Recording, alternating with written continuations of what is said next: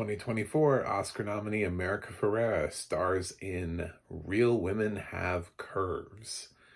This doesn't have audio description, but if you watch my content enough, you'll know that I've given him the concept of America Ferrera getting an Oscar nomination for Barbie a lot of crap, but I've always pointed to Real Women Have Curves as being, if you wanted to give her an Oscar nomination, this should have been it.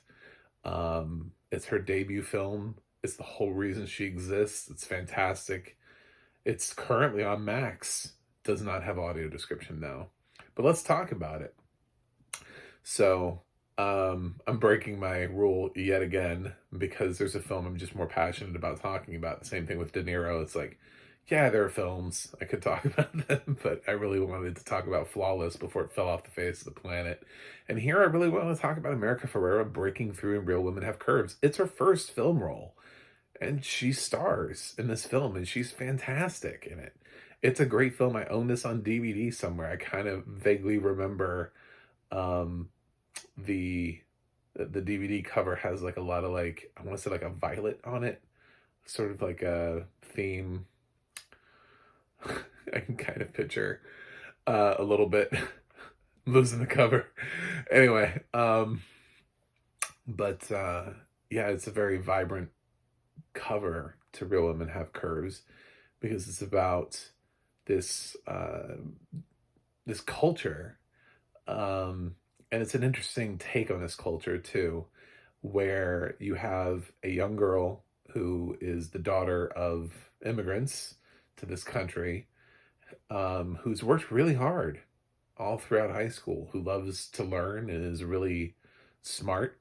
Her teacher, played by George Lopez, thinks the world of her and thinks she's incredibly smart. Um, and unfortunately, she has no plans to go to college. Her parents just are not enthused about it, and she's just going to go work in a factory. That's her. That is her future. That's her lot in life. Her mom can't wait for her to get pregnant and get married. It's like the complete opposite. We see so many stories of Latino American families that want their kids to succeed and go on and do great things. And then we have to remember that not everybody wants that. Not everybody, some people are like, no, we need you here, family, duty, honor. And there's that whole other story. And this can be an incredibly frustrating story to follow for that very reason, because I hate the parents in this. It's like, damn. Um, Apparently she's really smart, has all the grades in the GPA and everything to perhaps even get a free ride somewhere. But her parents just are not having it. They're like, nah, nah, she's gonna go sew some clothes in some factory. And it's like, for your parents to want that for you, for your life, and for their like biggest concern to be, when are you getting knocked up?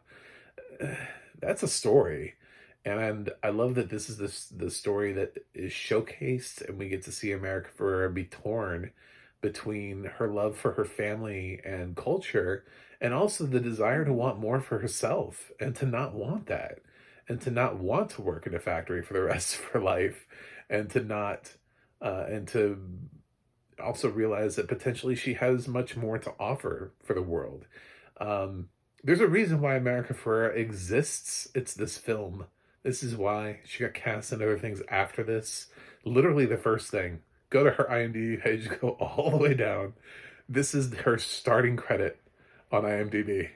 So there's nothing before this. They plucked her out of obscurity for this film, and she's amazing and fantastic and navigates this film as if she's been on screen 1,000 years. There's no difference between America Ferrera today and America Ferrera in this film. She doesn't feel like she doesn't have the experience in acting.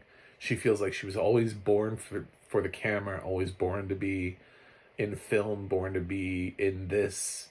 She's effortlessly likable, easy to root for, regardless of the scenarios that are being thrown at her. It's a delightful film. It's not that depressing. You will get angry at the parents, very likely, just for them constantly dismissing her life choices. There is a little bit of Spanish, but not actually as much as you would think. And for people who don't speak Spanish, and also we don't have audio description, if you don't have that being read to you, that could be a deal breaker. I understand that. I'm I'm pretty deep into Duolingo in Spanish, so I actually did okay, because they were actually speaking kind of slow, and while I didn't understand everything, there were actually plenty of words and phrases that I was able to pick up and remember, and I have seen the film before, so it's like, yeah, okay, so all right, uh-huh. Yep, I kind of vaguely remember this and putting, okay, I got what that sentence meant, you know. I was pretty proud of myself for that. It wasn't great. I'm not saying I'm ready to translate or anything, but just having some knowledge. But it did help the fact that I've seen the film before and own the film and could have watched this on DVD. I didn't need Max, but I'm glad that it was there, and I'm glad that I can at least point to it somewhere for anybody who's watching this video who's sighted and wants to know, is this film out there? Yeah, and it's a solid film. I don't know that it's the best film ever made, but for a debut film for America Ferrera, it's good and it holds up. It does kind of feel like we get a lot of these films that are about kids and the struggle with the family and what is my future like, and so on and so forth, and this one, you're like, well, what makes this one different than films that are like it? Is it just because she's Latina? Is that it? No. Well, America makes it different because, again, this is her first role, so it's an independent feature. Aside from Georgia Lopez, you're not going to recognize a lot of people in this. And there's some truly great moments in this. There's a moment toward the end between America and her mother, and between a door between them, and it's kind of heartbreaking. It just, like, you can just feel your heart crumbling, because you know she's making the right choice, and there's nothing you can do about it. And you wonder sort of how true a story this is for somebody who's had to make this choice to prioritize their own future, their own education over idealistic whims of family members, like getting married and getting pregnant as soon as possible, which seems ridiculous, but why would you want that for your child? There's so many questions that come up in that realm that that Real Women Have Curves sets up. And it's nice to see a family dynamic where, and it's not like they're mean or abusive to her. They just have no expectations of her having a future. And aside from the same life that they had, you know, like they produced children to never live above their own means. So it's definitely a conversation piece, and I hope more people, now that America Ferrera is an Academy Award nominee, will go back and rediscover this film. It's an excellent film, back in 2002. The film is now 21 years. Oh, no, 22. But as of Barbie, it was 20. As of her film, I'm thinking, so it's now 22. It just turned 22 years old. My God. So, now she's playing moms with, like, high school kids. With, like, slightly moody kids who, you know, are kind of mean to Barbies. Yeah, so go out and support America for, she has other films if you want to watch them with audio description. I kind of reviewed them.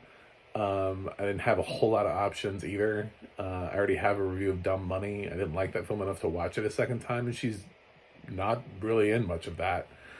I could have reviewed the How to Train Your Dragon franchise, but that's kind of like voiceover work.